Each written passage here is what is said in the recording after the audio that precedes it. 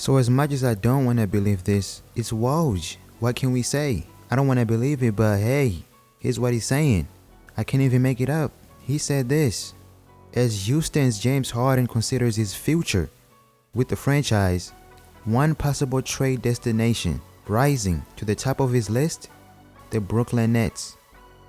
The idea of reuniting with Kevin Durant and joining Kyrie Irving is resonating with Harden. He also added, the Rockets continue to tell teams that they plan on running it back with Harden this season. So far, there's been no trade discussions between the Rockets and the Nets. Now this right here is Woj reporting this. Someone asked James Harden, or James Harden said it, and now Woj is reporting it. And as much as I didn't want to believe it, was like, okay, if James Harden wants to join the Nets, or if there's a possibility, why would he say that? He wouldn't just say it to a person like Woj or ESPN because he knows that information is gonna go out there. Someone must have talked to James Harden, because Woj wouldn't just say this without having actual proof. We know he's credible.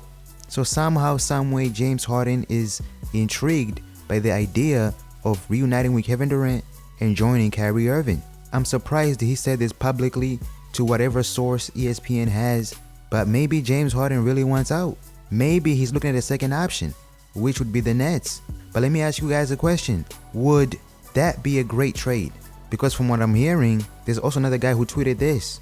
A source is telling me that the Nets have engaged in talks with the Rockets, James Harden for a variation of Spencer, Caris, Prince, and Jared Allen. Nothing is finalized, but Harden to Nets seems like a real possibility if finalized on November 22nd. Now this right here is a guy who's credible.